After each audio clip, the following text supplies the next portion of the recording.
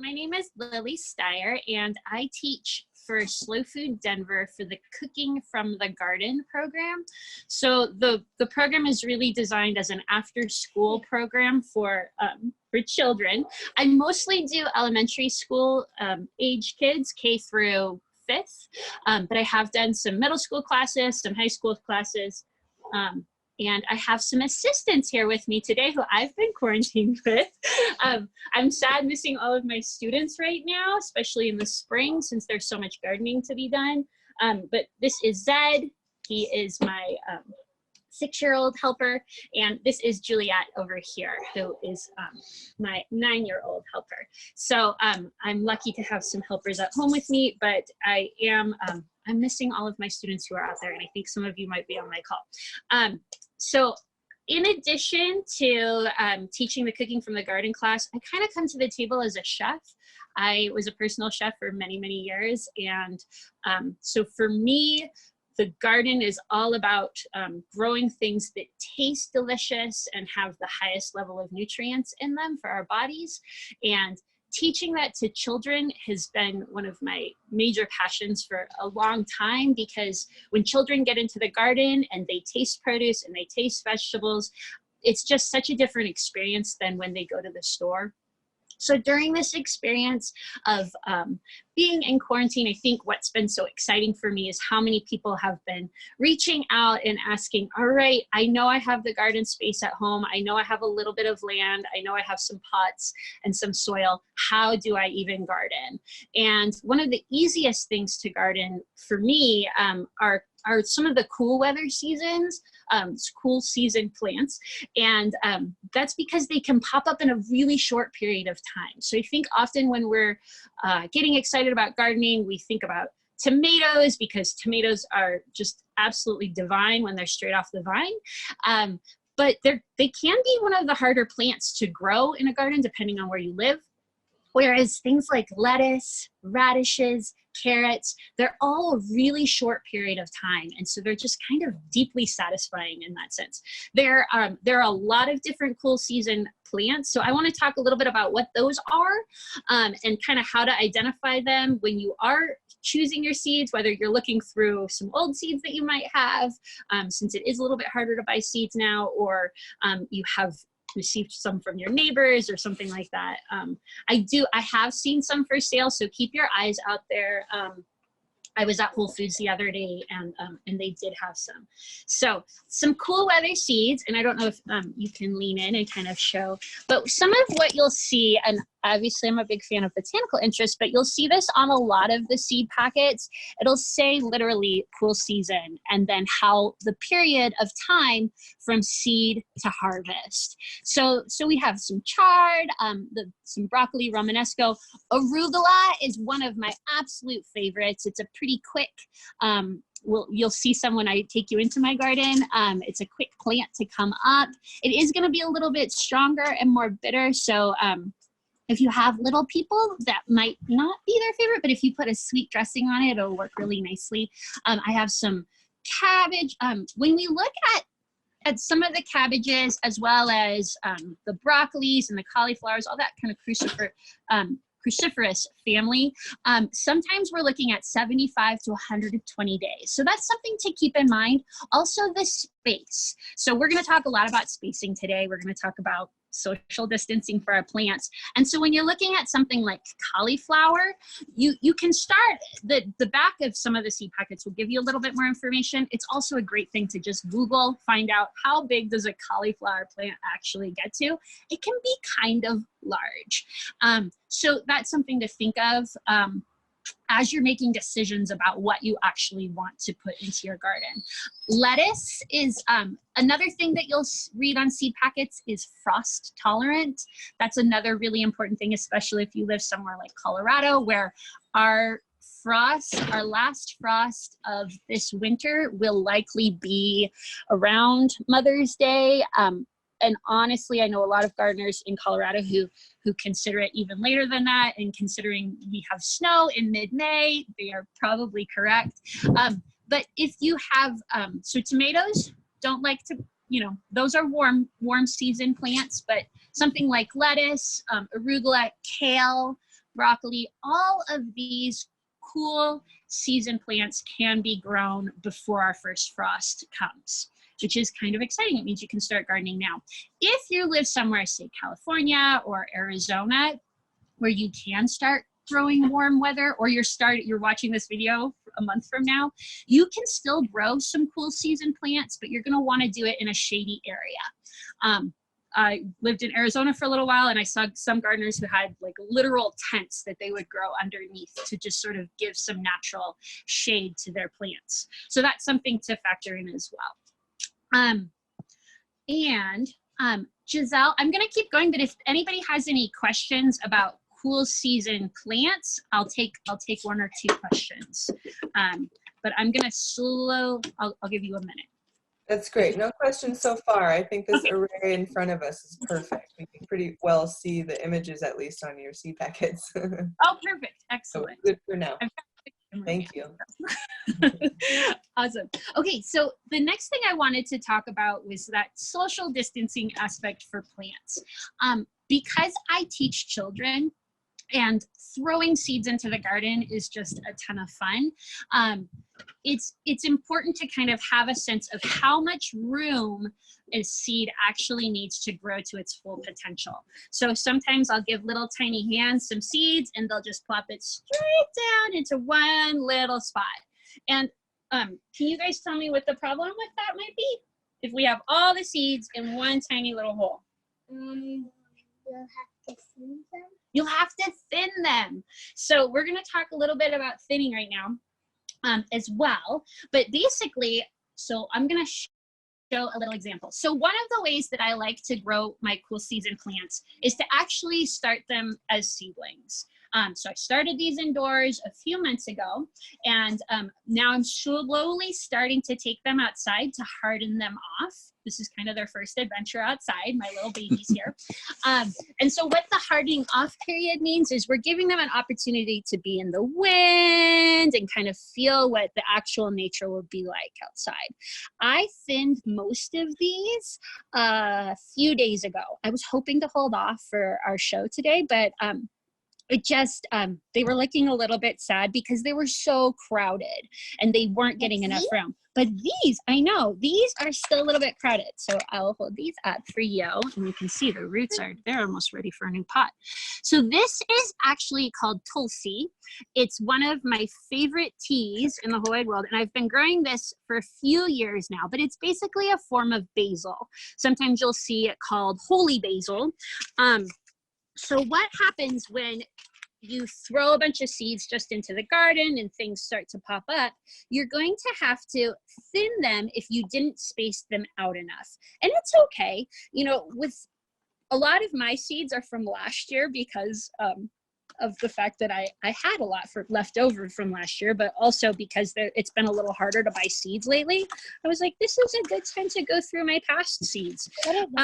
What happens if you hang on to seeds for an extended period of time is, especially the smaller the seed, the lower the germination rates sort of become. So that means it goes down kind of by percentages. So every year, it'll be a little percentage less. So that means we sprinkled like 4 maybe seeds in all of here, and then we selected the strongest, hardiest looking plant to continue growing and being the little baby hero in all of these. So what we're gonna do is talk about thinning. So Juliet, do you wanna help me make some decisions? So as we look at these seeds, there's different things that I like to factor in. One thing would be like proximity to, say, the edge of the pot, because I know when we go to pull it out of here and transplant it, this little guy that is so close to that wall, their roots are gonna kind of be dangling off. So I'm gonna do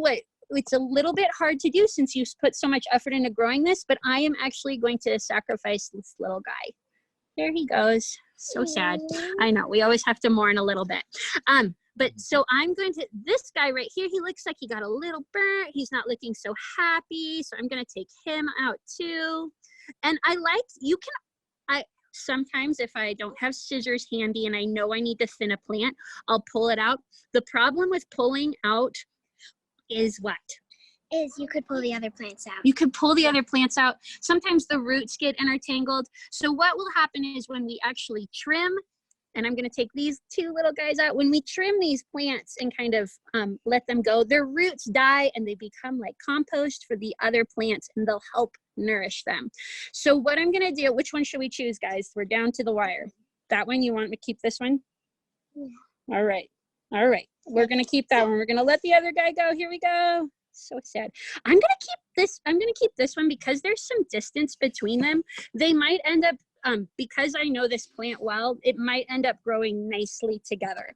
So that was an easy one. These ones are going to be a little harder. These over here, we planted a lot in there, so that's going to be some work. So I'm not going to do that for our show. But I did want to kind of demonstrate what thinning looks like. So that's what it looks like if you're in a seedling pot or in seedling containers like this. The same thing will apply in the garden. So do you guys want to go into the garden now? And I wanted to plant some lettuce. Juliet and Zed, you want to be my helpers? Okay. Oh, before we go into the garden, do you guys have any questions, Giselle? This is a perfect segue. Somebody is just asking about thinning plants that she planted into the ground. So Tani did some direct seeding, and it looks like they need to be thinned, but maybe a little guy can know how to do yes, that. Definitely thin if they're in the ground.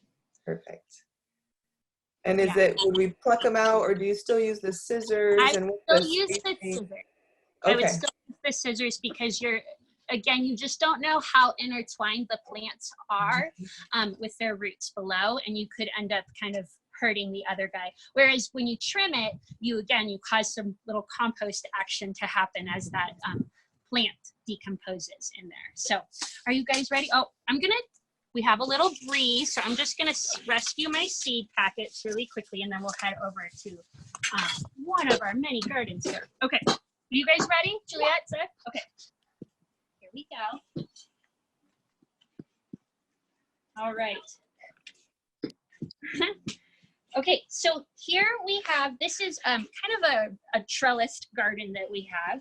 And we have already planted, Juliet and I, like a week or so ago, we planted some peas. So these peas, we planted close to the trellis because they're going to climb up. I don't even know if you can see them. They're so teeny, teeny, tiny. I did water along here.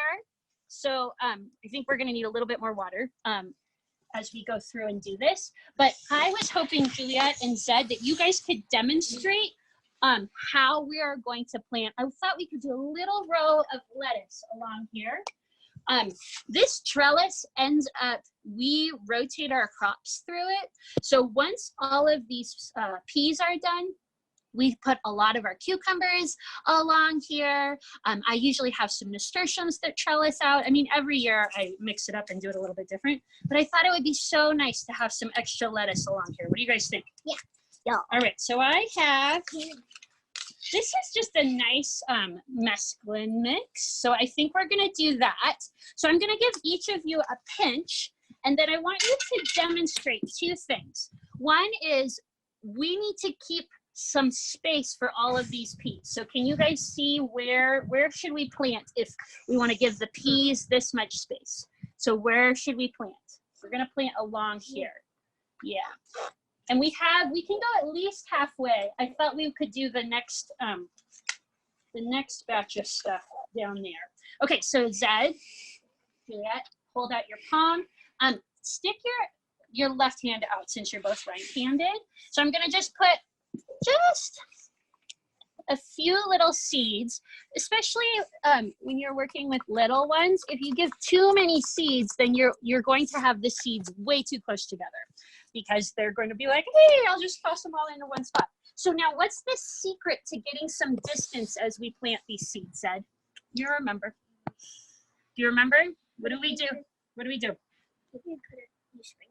You sprinkle them high, just like, and we're going to keep it over on this side because we don't want them to interfere with our peas, right? And why do we sprinkle them high? So that they spread out kind of naturally, just like what when we're cooking. When we sprinkle salt, when we're cooking, we sprinkle it high, right? So just sprinkle it nice all the way down. Juliet, do you want to go down? Zed spaced his out quite nicely.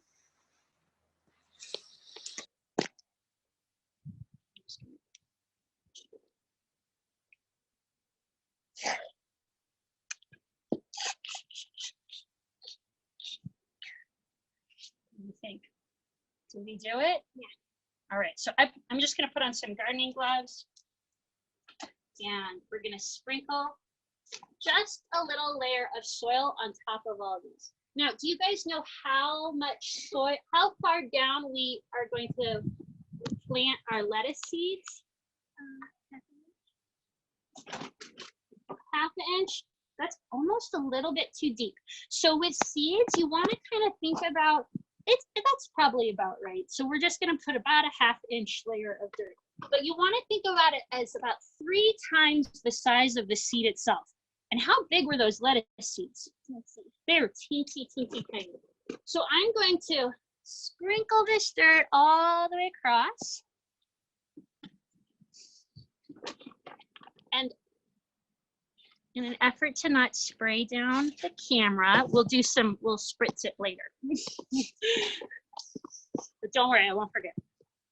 But we'll water it a little. And I watered it before. We sprinkled the lettuce seeds, sprinkled some soil on top. And this is just a little garden soil mix. If you only have compost, you could do straight compost. I think it will be just happy and fine that way. Giselle, any questions about direct seeding in the garden? We do have a couple questions, not particularly about direct seeding, although I do have a question. Okay. One question we have here is, because you have peas in front of you, do peas and nasturtiums grow at 7,000 feet? So does elevation affect what you can grow aside from the temperature or the climate? I think that elevation doesn't matter. It's temperature and climate that are gonna affect more. So at 7th, we're a mile because we're in Denver. We're a mile high. So 7,000 feet. I think the biggest thing you're going to see are just sort of a shorter and shorter cool season. Although, well, it will be a shorter hot season. So those are actually be really good. I think peas, you might want to do them. Peas are frost tolerant, so I think you would be okay with those. Nasturtiums, I usually plant my nasturtiums, I consider more of a warm season. So I'll plant my nasturtiums around the same time I do my cucumbers. Excellent, perfect. And then my question is, you're planting lettuce pretty close to your peas. How do you decide or know how close they can be, or to know that these are plants that will be okay being in fairly close proximity? And you know, my thought is that it vines up and there's less volume at the bottom, or how do you kind of decide how close you can put 2 different types of plants? Knowing that lettuce can be a little bit smaller of a plant, and the way that I'm planting this particular lettuce, we're not, I know that they're not going to get huge, so we'll end up eating these kind of like baby greens. So even though once they do pop up, I'll go in and thin them and make sure there's probably at least ½ inch to 1 inch space between each of these. But I know the plant themselves are going to get kind of like that big. I'm hopeful though. I haven't actually done this, but as you said, the fact that these peas are going to trellis up does give me a little bit of space below the peas to allow for room for both. So gardening's a big experiment. I actually haven't done this specifically before, so that's part of the reason I wanted to try it and just see what might happen. Awesome, So, great. and why don't we go into the greenhouse really quickly? Juliet, can you grab my scissors? And then I can kind of show you about how big some of these lettuce plants are going to get, because we've been growing in our greenhouse, when did we put? In February is when we planted. So come on this way.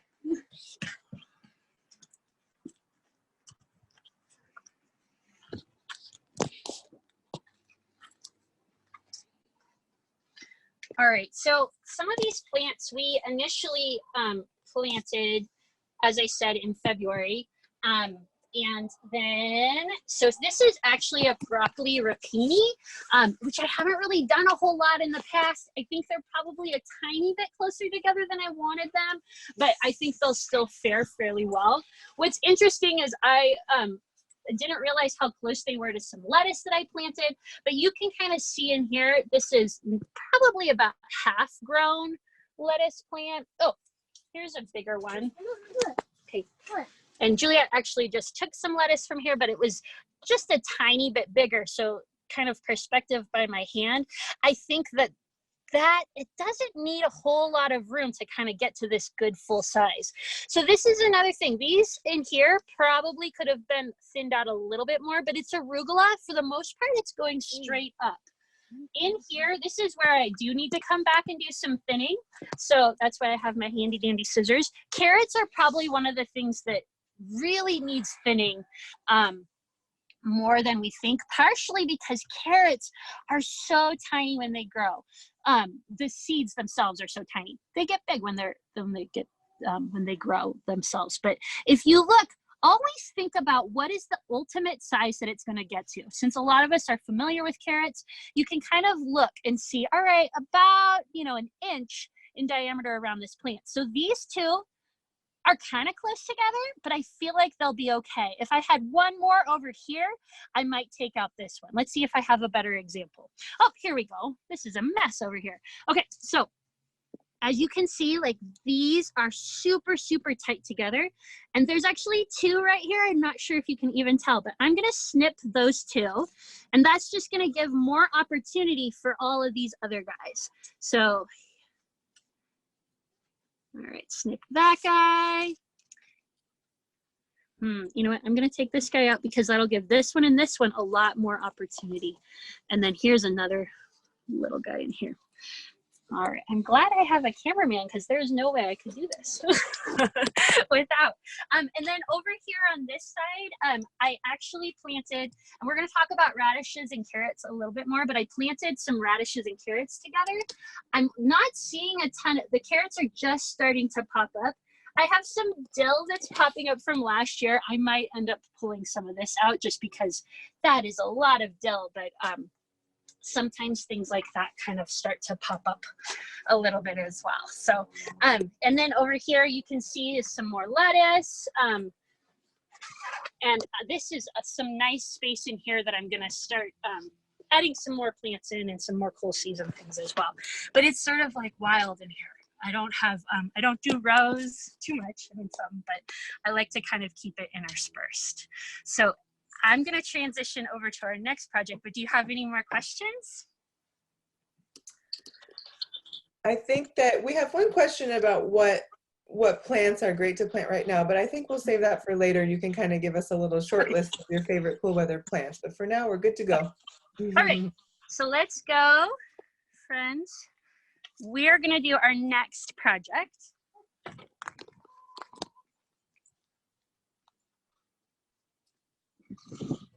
All right, so we talked about spacing and thinning can be a little bit traumatic sometimes if you feel like you put all this effort into growing, but also, because seed companies have less and less seeds available, if you really want to make sure that you are able to keep and not have to sacrifice any of your seeds, this is a really, really fun method. So we're going to make seed tapes. And the way we need to do that is we're going to make a little bit of glue with flour and water. So that's why you had flour and water on your materials list. So Juliet, can you put like a scoop, just a scoop of flour into there? So put you want to get one more spoon.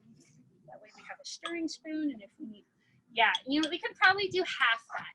You probably, for all our efforts, I know I said scoop, but you're so generous with it. For all our efforts, we only need like a teaspoon total of this paste. So we're gonna make more than we need, but that's okay. We don't want to make too much more. So now we're just gonna add in, you wanna be my stirring man? Just add a splash of water at a time and give it a stir. All right, I think it needs more water. What do you think? Oh, okay, nice. So our goal is to make it like a paste. Maybe a little bit softer than like Ice cream. Well, ice cream, yes, but a little bit softer than like bread dough. Maybe I would say a little bit more wet than like a pizza dough would be. I think I want it more moist. What do you think? A little bit more water? All right. Oop. We're coming along. All right, so. And it can be a little sloppy. Did you guys find sticks? We found one. You found one? Can you guys go find another stick? Why? Oh, so if you have toothpicks, you can use toothpicks. But I noticed I have exactly 5 toothpicks left, and I'm not doing as much shopping lately. So I decided we're gonna just use our garden, and so we found some sticks. So we're gonna use sticks are gonna be our, okay, so a stick like this. Well, this one can maybe work. All right, perfect, using our garden. The next thing we're gonna do is take some newspaper. You can also take some scratch paper. This one I found wadded up in a ball on the floor. So it seemed perfect. Okay, so what you're gonna do is you're gonna cut, here's what the goal is. We're gonna cut to get 1 inch strip. I'm gonna keep it folded, just unfold afterwards.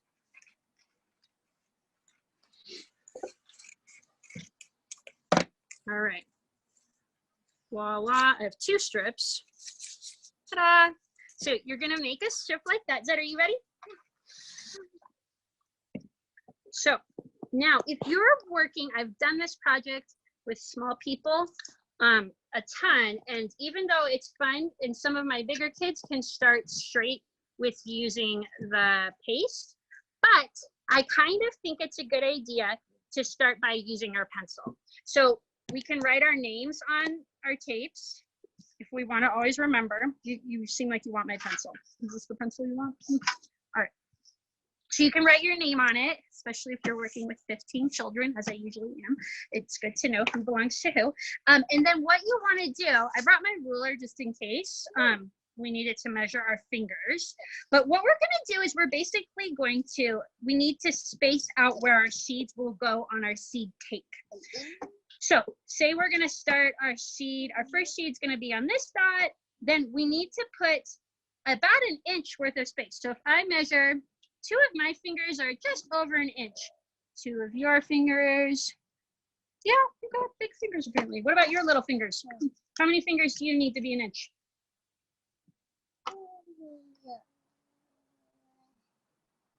Yeah, your 2 fingers too. All right. So about 2 to 3 fingers, just depending on your size. And then you're going to put your next dot. And then you do it again. 2 fingers, next dot. And now I speak from experience that if you just hand them the paste, all of the dots will be in like a 3-inch period space, which is exactly opposite of what our goal is. So we're just going to spread our dots all the way across our seed tape. This is just sort of a guarantee that you won't get kind of lost in this project. All right, so we're getting our dots on. If you're following along, I hope you have some good dots on your strips. All right, so Juliet's ready to go. So I don't know how well you can see my penciled in dots, but I've got dots all the way across, about 1 inch apart. And then what you're going to do is you're going to dip in, get a little blob of this pasty stuff, and you're going to place it down on the dot that you marked. Now, I kind of like to have like a good blob because it's good to go through and do all our blobs first and then go back and do the seeds themselves. Now, what we're going to do is you could do all lettuce. You could do really anything that needs to sort of start with 1 inch separation, which would be like arugula, lettuces, kale even could do that. But carrots and radishes for me are the most fun. Okay, we have a blob that is too big over here. That's totally fine. It just means it's going to take a little bit longer to dry, but that's okay. Yeah, it's totally fine. Okay, so what I like to do, so carrots and radishes. I need to do my blob. You need it. You ready to do your blobs? All right, here you go. Carrots and radishes are really fun to grow together. Oh, wind. The wind has arrived. Because they kind of have a symbiotic relationship. So radishes take about 28 days or a month to go from seed to harvest, which is super, super fun with children. I know radishes can be a little bit strong in flavor, a little spice to it almost, but if you cook them, or we like to eat ours, especially these French breakfast ones, with a little bit of butter, it is just, they're heaven. So that's something to think about if you're hesitating to do radishes with your children. This is like the best thing ever with kids. So they take about 4 weeks. I'll hold it, Tim. I'll hold it, Tim. Okay. You can always put a little weight. You can put like a weight, but I'll hold it down. All right. So they also germinate in about 5 days. So that means they'll pop up out of the ground within 5 days and be kind of ready. Versus carrots, which take, it says 10 to 25 days to emerge. As a gardener, that feels really intense. That's a long period of time to not know if your seeds are viable or if they're doing anything. So if you have radishes in the ground right next to the carrots, it kind of has this effect of sort of umbrellaing the carrots as the carrots are trying to do all their beautiful little germination underground. And it also pushes up out of the ground and kind of gives a little bit of space. And then when you pull the radishes out, that's when the carrots can really start doing their thing. And so that's why they can be a really kind of symbiotic, happy group to work with. So that's what we're gonna do is we're gonna do radish, carrot, radish, carrot, radish, carrot, radish, carrot, all the way across. You could do it with beets. This is a pretty good space. When you think about how big do beets actually get in the ground? Well, I know we like our beets like that big, right? Can you sit down? You're making noise. But maybe that's a little exaggerated. But so think about when you're planting beets, sort of what the distance is. So you could do beets, but I would almost do a 3 to 4 inch distance rather than the 1 inch distance. Okay? So let's get started. I'm gonna hand Juliet, I'm gonna hand you carrots. So do every other one. You can do 2. I know they're so tiny. Do you want to show the camera how tiny they are? They're just absolutely ridiculously tiny. You almost need tweezers for this project because we are separating them.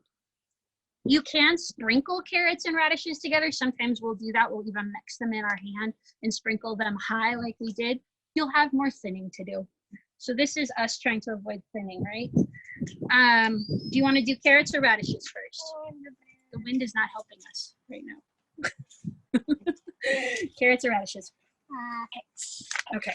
All right, so I'm gonna give this to you. Let's take, we're gonna be tricky here, or sneaky. Let's put a weight on either end since the wind is not cooperating with us. We'll put this over here on this side. Mama, I'm done. You're done? Okay, I'll give you radishes. And oh, you wanna hand those to Zed?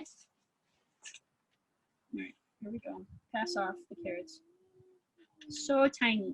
It seemed like I gave you barely any, and you barely didn't. All right, put them back. I'll get you some radishes.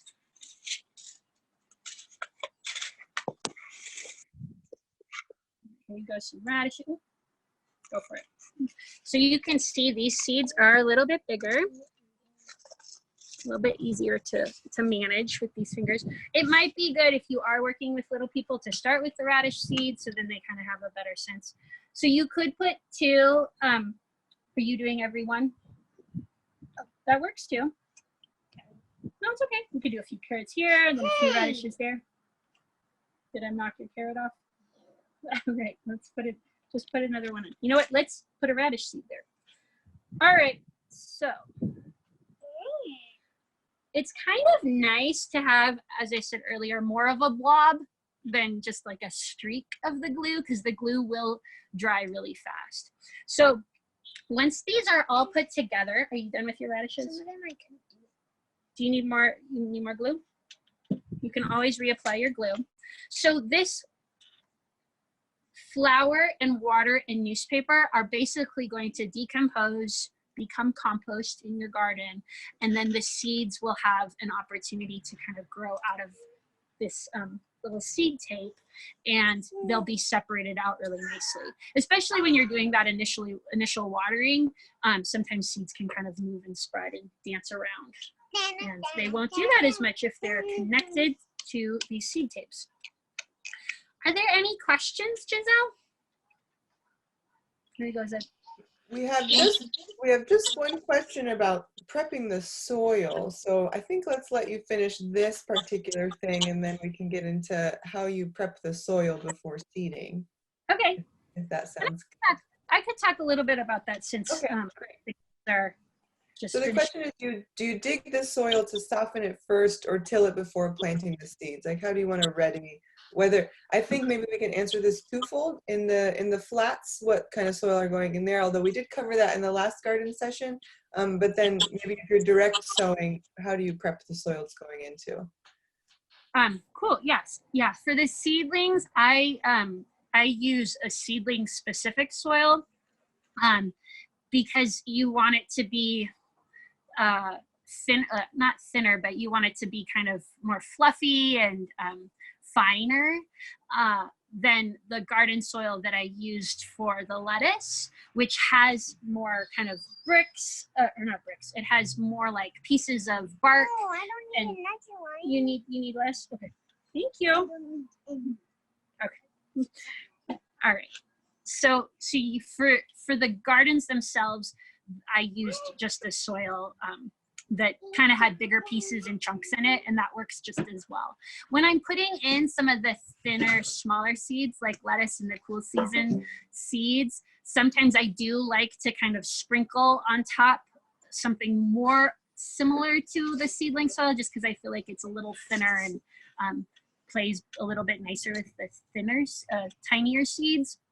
But how I actually prep my garden beds, we are no-till gardeners, so we do a lot of mulch gardening, and I'm a big proponent of it, partially because it's a great way to reduce the amount of weeds that you're getting in your garden. It uses up organic materials that you might have in your yard already.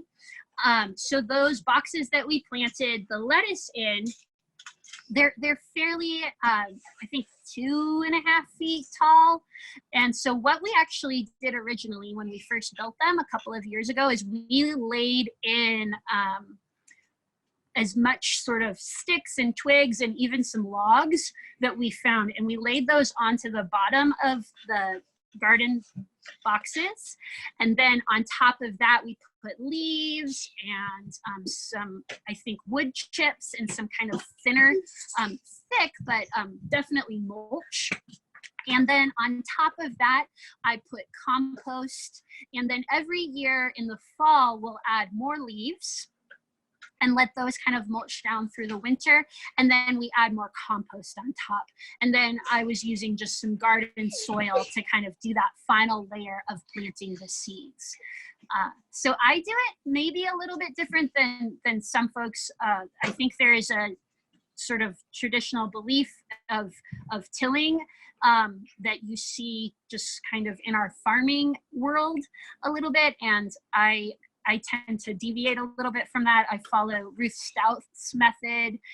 Ruth Stout was a gardener from like the 30s, I think, from quite a long time ago. And I'm a big fan of that method. It's also sometimes called lasagna gardening, no work gardening. So I like to consider myself a lazy gardener when it comes to that type of method. But really mulch, even if you do want to till your garden, try to figure out some way to incorporate some mulch. Awesome. I will throw one more question to you since you've got those tiny little carrot seeds in front of you. With the seeds that are super tiny, and I'll admit that this is a bit of a personal question, what's the best way to kind of get the right depth in planting it? I planted some collards and they just did not, 2 of them came up, and I was just wondering, like, did I get them too deep? And because they're so tiny, and it says 3 times the size of the seed. Well, that's hardly anything. So what's your recommendation? Yeah, and as you kind of saw with how we did the lettuce, we don't dig down. So we don't even like put our finger down into a hole. Sometimes I might do that with like a beet seed, which I'll show you. A beet seed is a little bit bigger. So I might do that with those pumpkin seeds, zucchini seeds. That's a little bit easier to gauge how big a seed actually is. So with these, I might press my finger down like a 1/2 inch and then add add soil. But for the collards, for the lettuce, for the carrots, I literally just give it a light dusting of soil over the top, which probably is a ½ inch in some places and even less in other places. It might be your depth that was the problem with the collards coming up, but who knows? Gardening is always just a big experiment, and there's things that work for me one year, and then the next year I have no idea what I must have done differently or something. Perfect. But yeah, just a light sprinkling. Okay, thank you. Yeah. Should we show how to put these in the ground? But they're not dried yet. They're not dried yet, but I think they'll be okay. So so the fun thing is, if you're not planning to garden right away, you could make a ton of these seed tapes right now.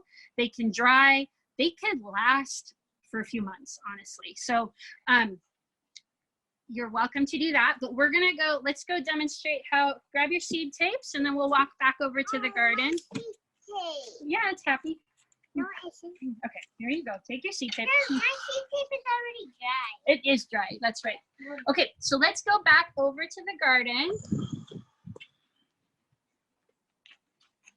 Let's plant them out here.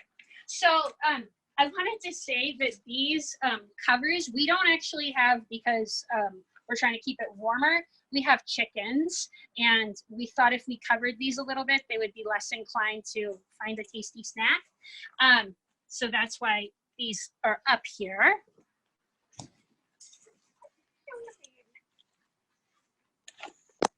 All right, the rest of our gardens are all kind of fenced in, but this one is more open. So this is our desperate attempt to make that work. Okay, so let's figure out where do you want to put your seed tapes?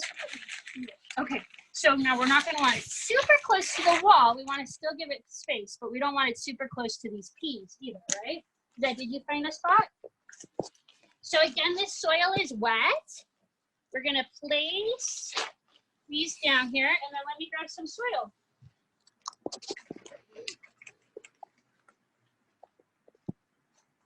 All right, Juliet, you want to help me sprinkle it across? So basically, we just want to cover this up so we don't see the newspaper. Need a little more? All right, get you a little bit more.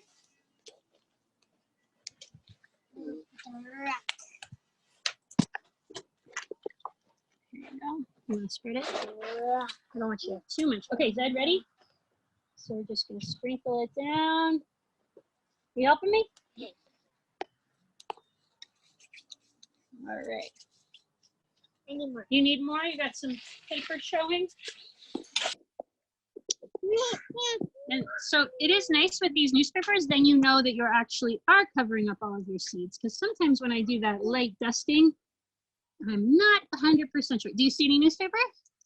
Oh, a little tiny bit. Oh my goodness. Oh my goodness. All right, we'll give you that. All right, and then we'll water it afterwards, right? We'll remember. And you can kind of see here, some of my leaves are popping up from our mulch that's just kind of underneath here. We probably put about 4 or 5 inches of compost over all those dried up leaves from last year. So that's what this box is kind of like. All right, any other questions? I don't even know what our timing is right now. It's perfect. We're just about a quarter till, just a little past a quarter till, so it's perfect. And you've done such a great job of answering the questions as we go, so we don't have a lot of questions at the moment. Okay. If anybody else has a question, please throw it into the Q&A.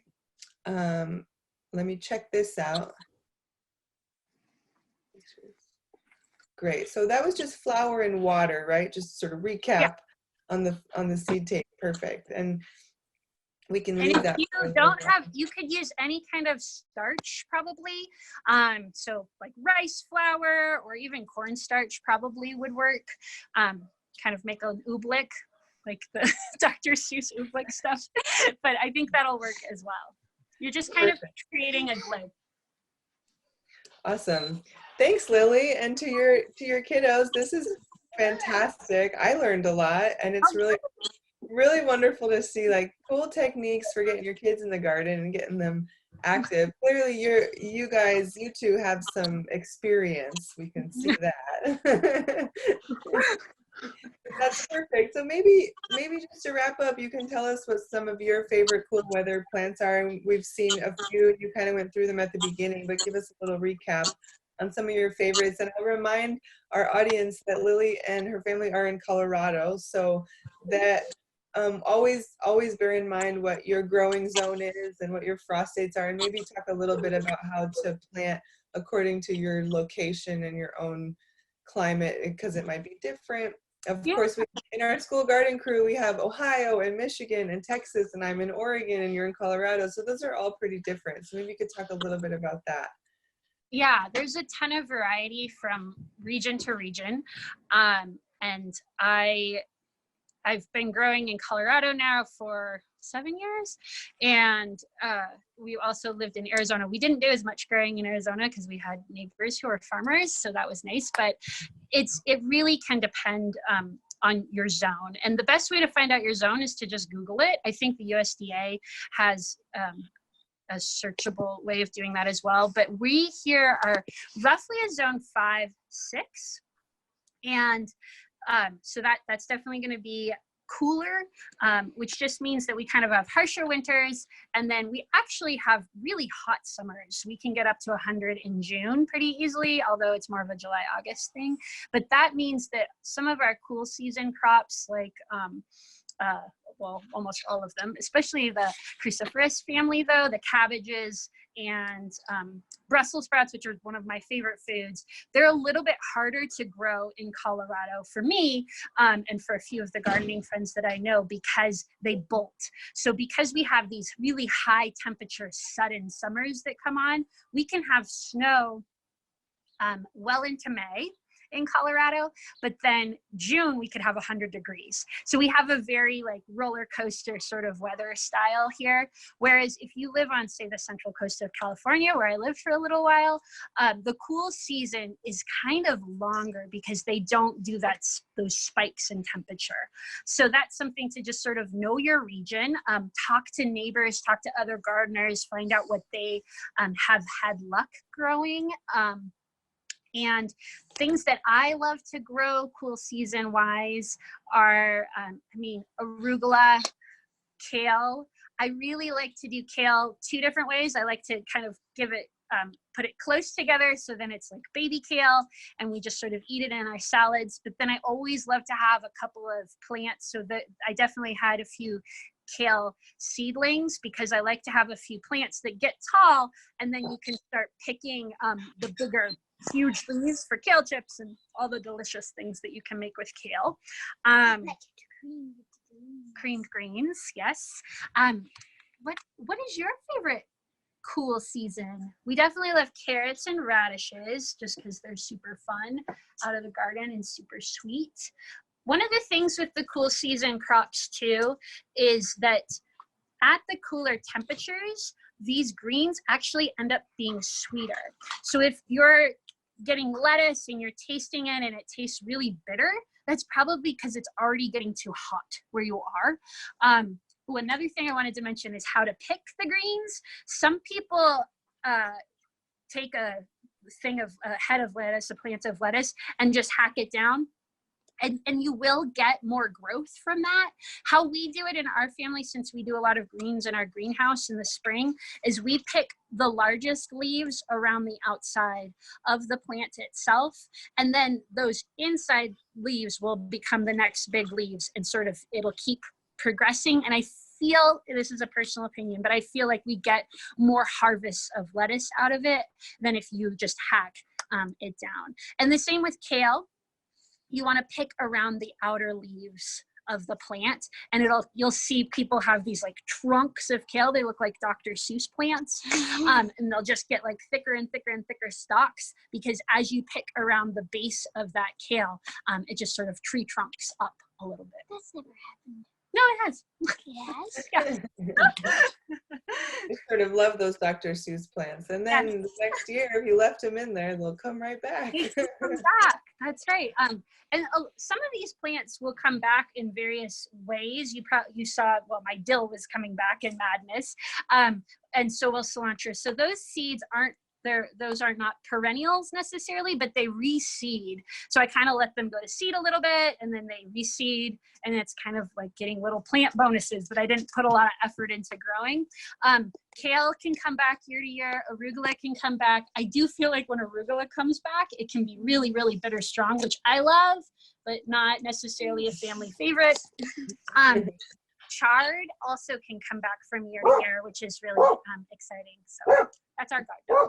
She's from who knows, someone walking down the street.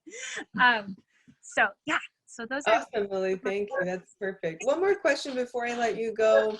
Can you talk to us a little bit about true leaves and how to identify those and when your plant might be ready to harden off? I think the true leaf question is hard because it's so different with every plant, but maybe just how to know when your plants are ready to take them outside like you did today to let them harden off and feel the outdoors. Yeah, I think that can be tricky, especially because you probably could see my plants were at all different stages. What I would say about hardening off is just do it really gradually. So these little babies are going to be outside for like 2 hours today, and then they're going to go back inside. And then we might do 2 hours every day for a week. And then we're doing a very, very slow process. So I think that can help with like how technically ready they are. But yeah, the true leaves, I think it's that second set of leaves, but I feel like seedlings aren't always my best skill. We have had some struggles with them in the past.